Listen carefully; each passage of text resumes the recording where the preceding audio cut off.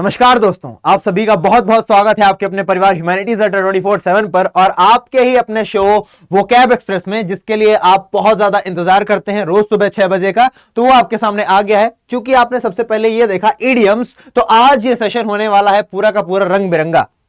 रंग बिरंगा क्यों बोला मैंने? रंग बिरंगा इसलिए बोला क्योंकि आज आप कलर इडियम देखने वाले हो। जो भी इडियम्स कलर से रिलेटेड हैं वो सभी इडियम्स, सभी जब भी मैं बोलता हूं तो उसको ये मत समझा करो दुनिया के सभी। आज आप काफी सारे इडियम सीखने वाले हो, वो भी 5 मिनट के अंदर। चलो लेट्स गेट स्टार्टेड। तो आज का पहला इडियम है हमारा बीट रेड। अच्छा, बीट रेड आया कहां से? बीट रूट से आया। बीट रूट एकदम चुकंदर, वो लोग बोलते हैं ना, अगर भाई साहब लाल लाल होना है तो बीट रूट खाइए, एकदम लाल लाल हो जाइए। तो बीट रूट को जब आप यूज करते हैं तो इसका मतलब होता है dark red, usually to describe face. अब जब कोई एम्बैरस होता है, जब कोई शर्मिंदा हो जाता है तो उसका गाल लाल हो जाते हैं ना। अब जैसे कि my sister's face turned beet red, मेरी जो बहन थी उसका चेहरा कैसा हो गया? एकदम लाल हो गया, बीट रेड हो गया। जब when I caught her talking to my boyfriend, okay, जब मेरी बहन अपने बॉयफ्रेंड से बात कर रही थी, मैंने तब उसको देख लिया, तब उसको बात करते सुन लिया, उसके पास पहुंच गया तो बीट रेड हो गई, काफी ज्यादा एम्बैरेस्ड हो गई, इसलिए उसका चेहरा लाल लाल हो गया। नेक्स्ट क्वेश्चन देखते हैं। नेक्स्ट है आपके सामने ब्लैक एंड ब्लू। अच्छा, ब्लैक एंड ब्लू का मतलब क्या होता है? जब किसी की बहुत कुटाई हो जाती है, बहुत ढंग से एकदम कचर देते हैं पटक पटक के, तो उसको बोलते हैं ब्लैक एंड ब्लू। अब जैसे छोटे मम्मी लोग नहीं मारती थी, पता चला, अब जैसे छोटे में तुमको कैसे पिटाई हुई तुम्हारी नहीं पता, पर हमारी कई तरीकों से हुई है। कभी बेल्टों से मार खा गए थोड़ी बहुत, कभी वो झबिया नहीं जिससे जिससे पूड़ी तली जाती है, इधर आओ तुम बहुत शैतानी कर रहे हो, इससे पिटो चल के, तो भैया कहीं लाल कहीं नीले हो जाते हैं, इसीलिए ब्लैक एंड ब्लू। इसका मतलब होता है बीटन। अब इसका देखो सेंटेंस देखते हैं। We found a poor guy black and blue near the train tracks. हमने इस आदमी को कहां पाया? हमने इस आदमी को, औरत को पाया रेलवे ट्रैक्स के पास। बेचारा पिटा हुआ सा लेटा पड़ा था वहां पे, हम इसको लेकर के आ गए। तो ब्लैक एंड ब्लू याद रहेगा, कलर इडियम्स हैं ये सारे के सारे। नेक्स्ट इडियम हमारे पास क्या है बच्चे? नेक्स्ट इडियम है ब्लैक एंड व्हाइट। अब ब्लैक एंड व्हाइट का क्या मतलब है? ब्लैक एंड व्हाइट का मतलब है बिल्कुल स्पष्ट, बिल्कुल क्लियर बात है भाई साहब, इसमें कोई भी दो राहें नहीं है, बिल्कुल स्पष्ट। अगर कोई चीज होती है तो उसको आप क्या बोलते हैं? Black and blue, black and white sorry. तो straightforward and very clear, जो चीज एकदम स्ट्रेट फॉरवर्ड है और बिल्कुल क्लियर है, उसके लिए आप क्या यूज करोगे? उसके लिए आप यूज करोगे ब्लैक एंड व्हाइट। अब एग्जांपल देखते हैं। The rules we gave the kids were black and white. जो भी हम अपने बच्चों के लिए रूल्स बनाते हैं इस स्कूल में, वो बिल्कुल क्लियर है, बिल्कुल स्ट्रिक्ट है, बिल्कुल सपाट है, उनमें कोई बदलाव नहीं हो सकता। आगे ब्लैकआउट। ब्लैकआउट आप सभी ने बहुत बार सुना होगा। ब्लैकआउट का मतलब क्या होता है? ब्लैकआउट का मतलब होता है बेटा चक्कर आ जाना, फेंट हो जाना। फेंट नहीं होता एकदम से चक्कर आके गिर जाना, जैसे कि आप इस लेडी को देख सकते हैं। तो I always black out at the site of blood. जब भी मैं खून को देखता हूं तो मुझे चक्कर आने लग जाते हैं, चक्कर आने लग जाते हैं। तो I always black out at the site of blood. ठीक है, ब्लैकआउट याद रहेगा। नेक्स्ट इडियम देखते हैं बच्चे, ब्लैक शीप। बाबा बाबा ब्लैक शीप। तो ब्लैक शीप का मतलब होता है, देखो हर परिवार में एक आदमी जरूर होता है जो परिवार का नाम डुबाता है, होता है भाई। अब तुमने अगर देखा होगा रावण के परिवार में विभीषण इतना अच्छा, कुंभकर्ण इतना अच्छा, इंद्रजीत इतना अच्छा, उसके सारे पुत्र इतने अच्छे, लेकिन रावण भाई साहब खुद में ब्लैक शीप बना बैठा था।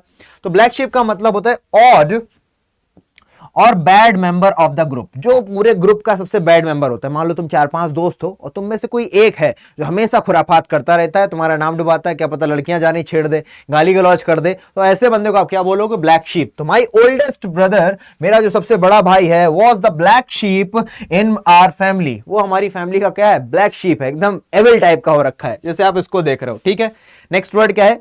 Born with a silver spoon in one's mouth. बिल्कुल सिंपल है, बचपन से जानते हो, बच्चा ही किसी अमीर घर में पैदा हो जाए, पैसा ही पैसा, बेबी है ना, बेबी बॉस हो जाए, है पैसा, एकदम खूब सारे खिलौने, खूब एकदम अमीर घर में पैदा हुआ है, टेंशन ही नहीं उसको खाने पीने की, सब चल रहा है चौकस भगवान की दया से। तो born with a silver spoon in one's mouth का मतलब होता है born into a rich family, जब आप अमीर घर में पैदा होते हो। तो because hasn't worked a day her life, she was born with a silver spoon in her mouth. तो भैया ये जो कीको है, इन्होंने कभी जिंदगी में काम ही नहीं किया, क्योंकि ये सिल्वर स्पून लेके पैदा हुई थी, यानी कि एक अमीर खानदान में पैदा हुई थी। नेक्स्ट वर्ड देखते हैं। नेक्स्ट इडियम है हमारे पास कैच रेड हैंडेड। ये तो बहुत सुना होगा आपने, रंगे हाथों पकड़ लिया चोर को। तो the thief was cot red handed. अगर मैं यहां पर लिख देता हूं the thief was cot red handed, थोड़ा सा यहां पर लिखते हैं, ये एग्जांपल अच्छा रहेगा। The thief was caught red handed, यानी जो चोर था वो रंगों हाथों चोरी करते पकड़ा गया।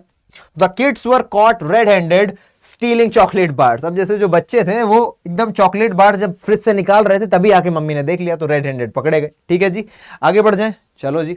अगला है हमारे पास गोल्डन अपॉर्चुनिटी। सभी जानते हैं परफेक्ट टाइम अगर किसी चीज का है तो उसको हम क्या बोलते हैं बेटा, कि भैया उसको तो गोल्डन अपॉर्चुनिटी मिली है, परफेक्ट चांस मिला है।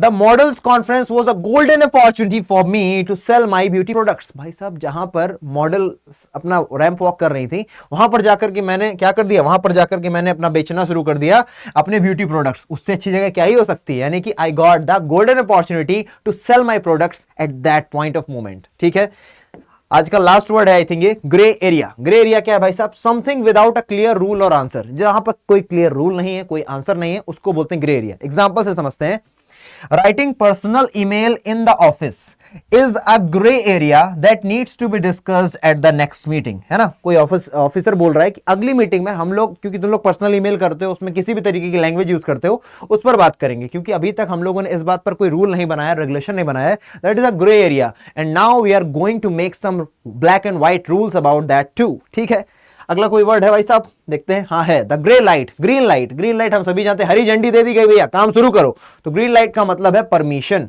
जब आप किसी चीज की किसी को परमिशन देते हो, it's means you have given the green light. आगे क्या है example, the builders were given the green light to begin the tower. है ना, तो जो बिल्डर्स थे उनको क्या मिल गई थी, ग्रीन लाइट मिल गई थी, यानी कि उनको शुरू करने का सरकार से एनओसी मिल गया होगा कि हाँ तुम लोग अपना काम शुरू कर सकते हो। नेक्स्ट वर्ड है कोई, नेक्स्ट वर्ड और भी है, हैव अ ग्रीन थंब। अच्छा, ये बहुत इंपॉर्टेंट और बहुत ही प्यारा इडियम है, have a green thumb. Green का मतलब हरा, है ना, थंब यानी कि अंगूठा। अगर किसी को गार्डनिंग अच्छी आती है, मतलब बढ़िया काट छाट देता है, पौधों में पानी डाल देता है, बढ़िया शेप बना देता है, तो गार्डनिंग अच्छी आती है, तो उसी को हम बोलते हैं बेटा to be skilful in garden. अगर कोई गार्डन के काम बहुत अच्छे करता है, बहुत बढ़िया बागवानी करता है, तो आप उससे बोलोगे he has a green thumb. Example से समझते हैं, you can tell by her flower garden. तुम उसके फ्लावर गार्डन को, उसके फूलों के बगीचे को देख के बता सकते हो that Sheela has a green thumb, कि शीला के पास ग्रीन थंब है, यानी कि वो बागवानी में बहुत ही ज्यादा कुशल है। बात समझ में आ गई है, बहुत अच्छे।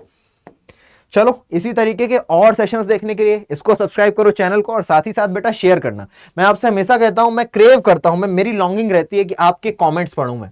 आपके प्यारे प्यारे कमेंट्स, आपके मोटिवेटिंग कमेंट्स मुझे बहुत अच्छे लगते हैं कि आपको सेशन अच्छा लगा, इस तरीके का और सेशन चाहते हो, कोई अगर थीम है उससे रिलेटेड मुझसे क्वेश्चंस पूछ सकते हो। आप जो भी डिस्कस करना चाहते हो कमेंट सेक्शन में करो, और मुझे बताया जरूर करो आपको ये सेशन कैसा लगा। मैं इसको शॉर्ट रखता हूं, क्रिस्प रखता हूं और नॉलेजेबल रखता हूं, कुछ भी और नहीं लेकर के आता, सिर्फ इसलिए कि आप तक सिर्फ काम की बात पहुंचे। ठीक है, एट लास्ट आप सभी का बहुत बहुत धन्यवाद, थैंक यू। मिलते हैं अगले सेशन में, तब तक के लिए जय हिंद। मेहनत करते रहिए और धुर्राटे काटते रहिए।